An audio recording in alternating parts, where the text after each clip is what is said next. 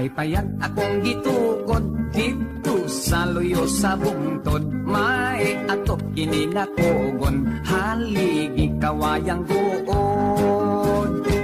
Ug ang gamay na kong kaingit, gitamnan kog mga saging, namuhit kog mga hayop, baboy, manok, kabaw ug kanding.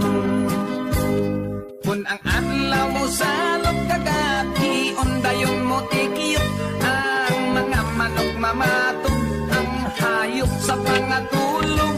Iningabot sa kaadlawon, ang manok mo tugtugaok. Oras nas akong pagbangon, magluto akong tinughong. Ug dayon ako